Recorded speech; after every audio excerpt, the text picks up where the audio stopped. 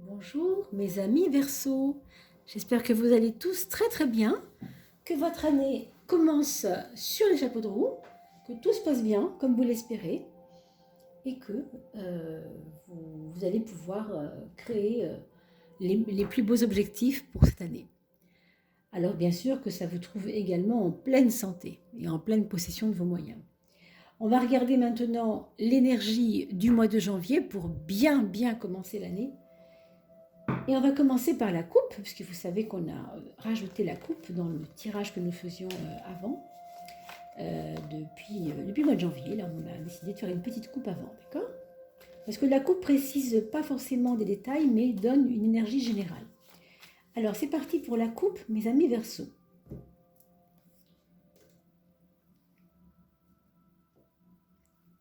Nous avons le choix et l'empereur.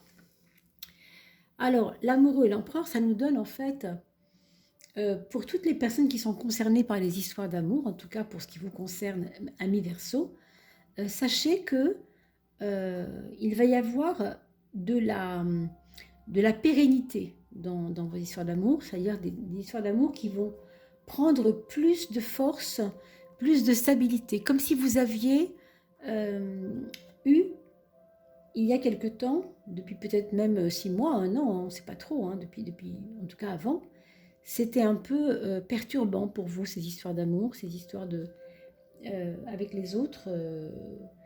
Et là, on a l'impression qu'il y a un ancrage, qu'il y a quelque chose qui va prendre un petit peu plus de régularité. Ça pouvait être par exemple un amour qui n'arrivait pas à se faire vraiment parce que vous n'arriviez pas à vous voir pour des raisons familiales, hein, je ne sais pas, par exemple, des choses qui n'arrivaient pas à se faire à cause de différentes raisons, quoi, hein. Ça dépend de plein de choses. Mais on sent que maintenant, il y a une stabilité qui s'installe, il y a quelque chose de plus raisonnable aussi. C'est comme si les passions étaient un petit peu retombées et qu'elles faisaient place à quelque chose d'un petit peu plus tranquille, plus serein, plus calme en fait, hein. Bon, il y a aussi des personnes qui seront, je pense, cette année, dans les réflexions concernant un déménagement. On parle d'ancrage, hein, donc l'ancrage, c'est aussi choisir un lieu où on va pouvoir se poser ensemble, si on n'a pas pu le faire avant, vous voyez. Donc c'est pour ça que je parle de déménagement, par exemple, ok. Euh, Ensuite, ce qu'on voit, c'est que là aussi, il y a des questions de passion qu'on abandonne. Il y a comme, c'est vrai, hein, ça va vraiment dans ce sens. On parlait de calme, et ici on parle de sérénité, donc c'est assez proche finalement, hein. Et ici, vous voyez le 6 et le 15. Alors, je fais un peu une relation, mais le 6, hein, une relation numérologique entre le 6 et le 15. Pourquoi? Parce que 6, ça fait toujours un 6, et 15, ça fait 1 avec 5. 1 plus 5 égale 6, d'accord? Donc, il y a quand même quelque chose qui est en lien dans ces cartes-là. C'est pas du tout anodin, hein. Ici, vous avez 1 et 7, 8, et là, c'est un 4. 2 fois 4 font 8, donc vous voyez, c'est pareil. Vous avez quand même un petit peu des valeurs assez voisines, hein. C'est numérologique, mais quand même, c'est intéressant de signaler ça. Alors, grosso modo, vous avez ici une énergie d'attache, comme si votre amour, en fait, ou vos liens avec les autres étaient comme un peu emprisonnés, un peu emprisonnants, comme si vous aviez du mal à sortir d'une sorte de prison où vous étiez enfermé dans la relation avec quelqu'un, hein. Et en fait, là, vous allez libérer des choses. Ou bien c'est une relation qui était vraiment trop pesante, trop entourante, trop prise, trop prenante. Et vous laissez la relation pour aller vers quelque chose d'un peu plus tranquille, d'un peu plus serein. Ou alors, c'est cette relation avec la personne qui va changer et qui va être plus tranquille, plus sereine. Est-ce qu'elle était jalouse, par exemple, cette personne-là, et que maintenant elle va l'être moins? Est-ce que vous l'avez suffisamment rassurée, du coup? C'est plus calme, d'accord? Il y a toutes ces questions-là. Après, si ça ne se vit pas sur le plan amoureux, ça peut se vivre à un autre niveau. Par exemple, un travail qui me prenait vraiment trop de temps, eh bien je change et je vais vers quelque chose qui me correspond, qui me ressemble. Vous voyez? Bon, on continue un peu quand même pour aller après dans le détail dans les maisons astrologiques. Hein.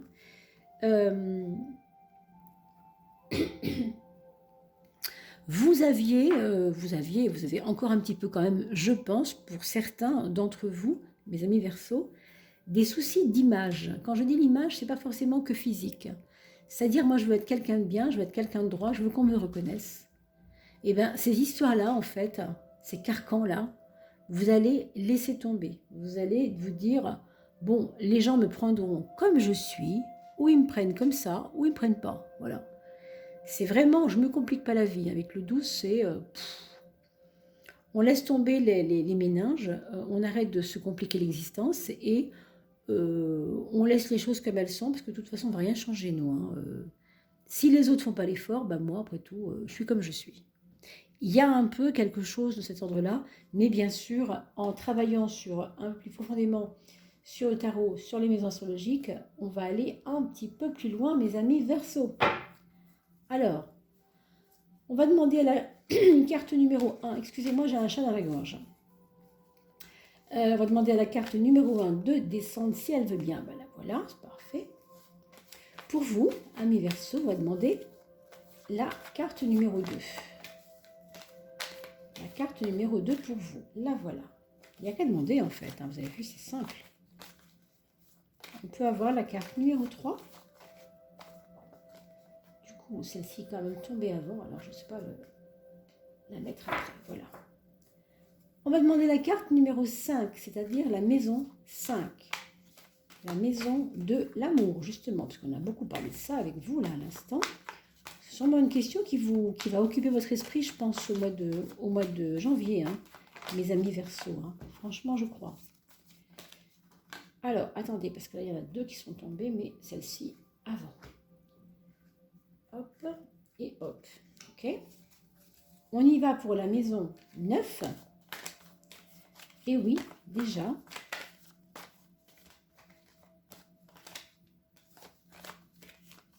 celle-ci me tend les bras. Et on va finir par la maison 11, la maison des projets, la maison des amis et la maison des trahisons ou pas, choses qui avancent pas par rapport à des projets. Hein. Donc on va regarder ça parce que quelquefois ça dit tout ça. Hein.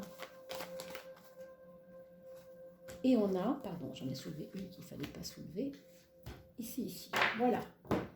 Alors, maison 1 et maison 10, vous savez comment on procède, la maison du mois tout court et la maison du mois social. C'est-à-dire tel que je suis avec les autres, par les autres, pour les autres, etc. Ben, c'est assez, ça va un peu dans le même sens. Hein. Pour le coup, là, on est assez tranché. On est socialement très tranché, on veut arrêter les trucs qui nous énervent et qui ne nous font pas avancer sur un plan social. On veut une situation équilibrée, on veut que notre vie ressemble à quelque chose. On met de l'énergie dans je ne suis pas la dernière roue du carrosse. Vous voyez, je suis quelqu'un qui veut s'établir là une fois pour toutes. Concrètement, je veux rationaliser mes désirs, je veux mettre en pratique des choses qui sont importantes pour moi. Je vais investir dans un petit bureau ou je vais investir dans quelques dossiers tout neufs à remplir. Je vais vraiment régler des choses de ma vie. Ça, c'est vrai socialement quand même. Hein. Donc vraiment, c'est même peut-être pour certains, certaines, trouver un travail qui vous équilibre, qui équilibre votre vie. Même si c'est un travail alimentaire, mais quelque chose qui vous permette d'avoir une vie plus régulière, plus concrète, quoi. Pour vous, en tout cas pour l'équilibre que vous avez besoin de ça en ce moment. Alors, par contre, au niveau personnel, hein, vous avez un petit peu tendance quand même à vous user l'esprit par des questions qui partent un peu dans tous les sens et vous n'arrivez pas à trancher par rapport à des hésitations que vous avez sur vous-même. Vous allez avoir des choix qui vont arriver, vous allez y avoir lesquels, parce que pour l'instant c'est difficile d'en parler comme ça. Je compte sur vous d'ailleurs pour me faire vos témoignages et vos commentaires. Hein. Il y a des choix qui vont se révéler, alors ça peut être quoi? Un choix de 2 emplois, il faut en choisir un qui vous tient plus à cœur que l'autre. Ça peut être une chose dans votre vie qui doit changer absolument et qui vous agace et qui vous fait mouliner là, et vous n'arrivez pas à prendre de décision. Donc ce que je dis souvent pour cette carte-là, et je vais le répéter, c'est pas un problème, vous prenez une feuille quand vous avez un choix de 2 choses qui vous ennuient. Vous mettez le choix numéro 1 à gauche sur une feuille, le choix numéro 2 à droite, et vous faites 2 colonnes pour le choix 1 et 2 colonnes pour le choix droit. Inconvénient, avantage, et vous regardez combien vous avez d'avantages dans le choix 1 et dans le choix 2. Et vous allez vite comprendre vers quoi vous devez aller. C'est aussi bête que ça, c'est mathématique, c'est une question de petite croix. Hein. Donc voilà ce que je peux dire pour vous aider, parce que c'est très compliqué de parler de cette carte-là comme ça, autrement qu'en vous aidant pour faire un choix. Hein. Il n'y a pas d'autre façon.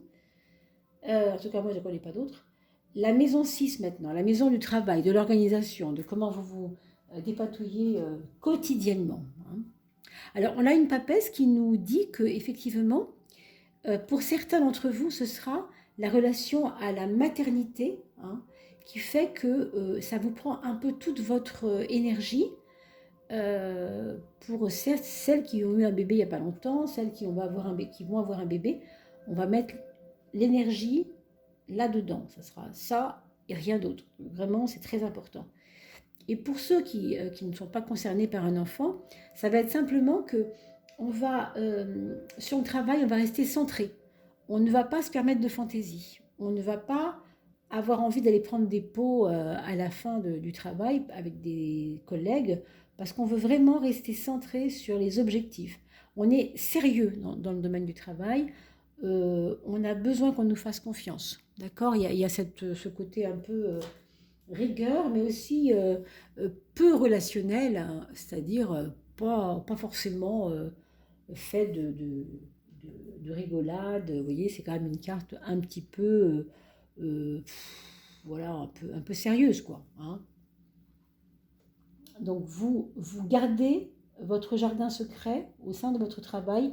Vous êtes beaucoup moins dans la relation rigolote avec vos collègues du travail. Vous êtes plus concentré. Et on vous demande aussi de l'être. Hein. Et pour certains autres, ce sera un nouveau travail où on va vous demander ces compétences-là, c'est-à-dire des compétences de sérieux, des compétences qui vont dépasser un peu ce que vous connaissez de vous. Hein, c'est-à-dire aller vers des choses plus tranquilles, plus sérieux, plus concentrées. D'accord. Allez, on va regarder la maison de l'inconscient. Fabuleux, ce soleil est très très beau parce que il éclaire l'inconscient, il va donner une forme de foi, mais attention, comme il y a toujours le revers de la médaille, comme il est dans l'inconscient, il va aussi donner à la personne à la fois une foi, c'est-à-dire un but et des objectifs qu'on va vouloir suivre, puis à la fois le manque de foi qui peut arriver aussi. Parce qu'évidemment, quand on a ça à l'ascendant, on se cherche hein, quand même. Donc des fois j'y crois, des fois j'y crois pas, et ça peut être un petit peu embêtant. Cela dit, c'est pas la pire des cartes non plus. Ça dépend du tirage, bien sûr. Là, ce qu'on voit pour l'instant, c'est pas hyper tristounet quand même pour l'instant. Hein. Donc on va creuser encore un peu et on reviendra si c'est nécessaire là-dessus. On regarde la maison des autres, la relation aux autres. On a parlé tout à l'heure d'une forme d'être vrai, de vouloir dire les choses concrètement aux autres. On n'a pas envie de s'embarlificoter à vouloir plaire pour plaire. Non. Et comme on l'a dit tout à l'heure, il me prend comme je suis, elle me prend comme je suis. Vous voyez, il y a un côté comme ça. J'ai pas envie de discuter 2 heures avec le fait que ok, je suis pas parfaite. Ben non, je suis pas parfait quoi. Hein, mais je suis comme ça. J'ai envie de montrer ma spécificité et d'afficher ma différence. Avec cette carte-là, c'est un peu, moi je suis comme ça, il faut me prendre comme je suis. C'est ma personnalité. Vous en êtes là en ce moment, en fait, au mois de janvier, mes amis Verseaux, c'est euh, envie en tout cas de vous montrer tel que vous êtes, sans embâge, vous voyez, sans. sans tricher en fait, hein. Il y a une question de ne pas vouloir tricher aussi là-dedans, hein, bien sûr. D'accord? Donc en fait, vous voulez être vrai, quoi. Voilà, vous voulez être vous-même, peut-être pour une fois. Vous avez l'impression que c'est important. On va regarder la maison de l'amour, justement, parce qu'on a beaucoup parlé de ça tout à l'heure. Vous voyez cette carte de stabilité, elle revient. Moi ça me parle comme étant à une croisée des chemins, si vous voulez, où vous avez certainement souffert de trop de déséquilibre avec l'autre dans l'amour, trop de courses à la stabilité sans y parvenir, et que enfin, là, vous voyez, vous vous posez, ça y est, vous avez amarré le bateau, hein, vous avez maintenant votre ancre qui s'est complètement posée au fond là, et vous allez pouvoir enfin souffler, construire, hein, peut-être vraiment là, hein. En tout cas, pour certains, ça parlera dans ce sens. Après, pour d'autres, ce sera une rencontre, pour ceux qui n'ont pas encore d'amour, et une rencontre avec une personne peut-être plus âgée que vous, ce qui est très probable, ou en tout cas quelqu'un qui vous fait penser à quelqu'un de plus âgé que dans votre famille. Alors, un monsieur qui pourrait peut-être faire penser à votre papa, et si vous êtes un monsieur, ben, ça pourrait être tout à fait une personne qui vous fait penser à quelqu'un qui vous materne, hein, qui vous paterne, qui vous materne, enfin quelqu'un comme ça, d'accord? Pour ceux qui ne désirent pas trouver l'amour parce qu'ils sont célibataires et que ça leur va bien comme ça, on vous demande là de travailler sur le long terme dans vos habitudes. On vous demande de vous ancrer dans vos habitudes, de vous trouver des petits rituels euh, à faire tous les jours pour que votre équilibre continue à être trouvé, d'accord? C'est important parce que, vous voyez, 2 fois 4 font 8. Il y a vraiment un besoin d'équilibre. Et là, ici, vous avez la stabilité dans la maison 5. Quand on n'a pas d'amour et que c'est juste pour soi-même, c'est vraiment ma quête du mois de janvier, c'est de me mettre en équilibre de moi-même. C'est pour ça d'ailleurs que vous réglez plein de choses hein, aussi, hein. Vous avez envie de ça, vous avez besoin de ça, hein. Vous avez été un peu trop, vous avez trop couru ces temps-ci. Je pense qu'il y a eu trop de va-et-vient, de mouvements, et c'est peut-être pour ça aussi, hein. Alors, la maison des projets, il y a effectivement un projet ou des projets, mais en tout cas un projet qui va peut-être changer votre vie. Alors, je ne sais pas si ce projet est déjà en route ou si vous l'avez déjà pensé, ou si vous avez évoqué ça avec votre compagnon, compagnonne, mais il y a un projet qui va peut-être faire changer les choses pour vous, hein. On voit qu'il y a une fin de quelque chose au niveau de votre façon d'être avant ça, et que maintenant, un nouveau projet pourrait changer la face des choses. Alors, pareil, ça peut être un déménagement, ça peut être une nouvelle vie, ça peut être un nouveau coin, un nouveau travail, on l'a vu tout à l'heure aussi. Une façon aussi différente de vous alimenter, une façon différente de organiser votre vie. Vous voyez, ça peut être tout ça des projets finalement, hein. Mais ce qu'on sent, c'est que quelque chose doit changer, c'est impérieux. D'accord? Pour certains d'entre vous, vous allez peut-être apprendre la maladie ou la disparition d'amis, hein, c'est possible aussi. Je le dis, hein, ce n'est pas une obligation, mais il se trouve que ça peut tout à fait être ça aussi, hein. Donc, je préfère quand même vous le dire, même si c'est bien sûr, il n'y a absolument rien de certain. On va regarder maintenant la maison 4, la maison du foyer. Oh, on a une belle étoile. Et vous savez quoi? Cette carte-là, moi, je l'associe souvent au Verseau. Parce que vous voyez, on voit un peu l'onde. Et ici, vous voyez l'onde ici? C'est tout à fait lié, hein. On voit d'ailleurs dans le Verseau, on voit souvent une femme nue qui fait tomber de l'eau d'une jarre. Vous voyez ce que je veux dire? Et c'est un petit peu ça, le Verseau. C'est un peu la connaissance de soi, bien sûr, aussi. Mais c'est ondulatoire, c'est énergétique. Là, on montre l'eau, mais en fait, c'est énergétique, hein.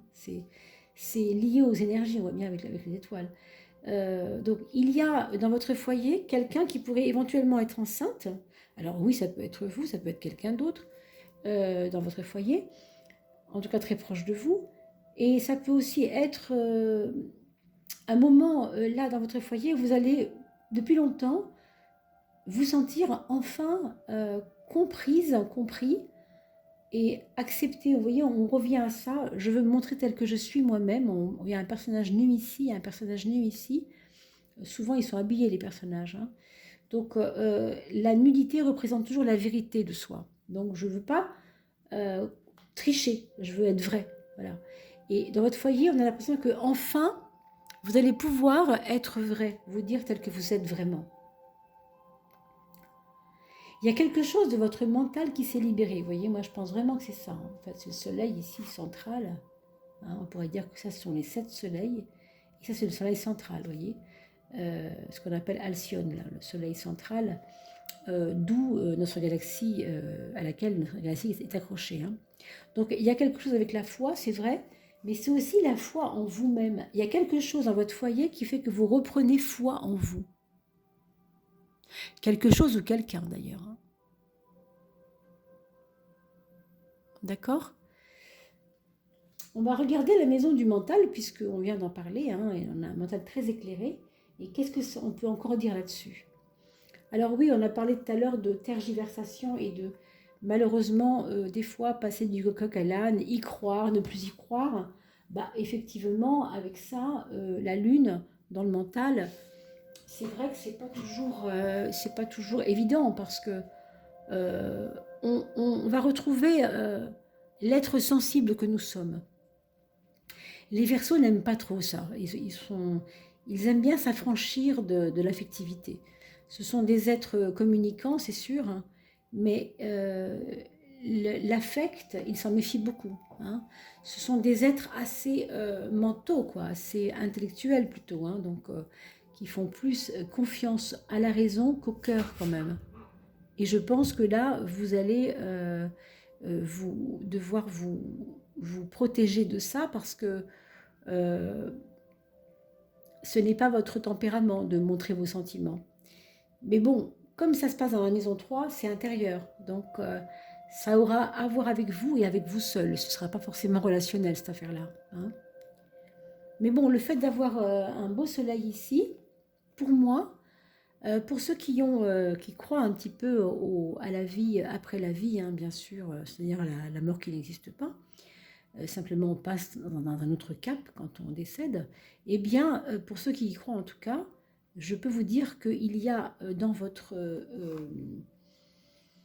environnement proche une personne qui est décédée, donc qui est peut-être un grand-père, je dirais plutôt un grand-père, hein, peut-être une grand-mère, peut-être ça, hein, et qui a une influence sur vous. Alors oui, ça peut quand même être un aïeul autre, hein, ça peut être aussi une grand-mère quand même, mais disons que l'énergie solaire est plutôt plus masculine, mais en même temps, il y a la lune aussi. Donc, j'hésite beaucoup à vous dire si c'est un grand-père ou une grand-mère. En tout cas, un aïeul qui serait assez proche de vous et qui peut en ce moment, vous aider un peu. En tout cas, il sera présent là, en janvier, un peu. Ok ? Vous pouvez tout à fait l'invoquer pour lui dire, voilà, aide-moi, ou une chose comme ça, bien sûr. Alors, ici, avec cette carte-là, on a quelquefois... c'est pour ça que je vous disais, on n'est pas à l'aise avec les sentiments, on n'est pas à l'aise tellement avec nos sentiments, notre sensibilité. Et en fait, euh, c'est pour ça que vous allez des fois ruer un peu dans les brancards. Quand vous allez sentir que vous vous mettez en fragilisation, à trop montrer votre sensibilité, ça risque de vous agacer.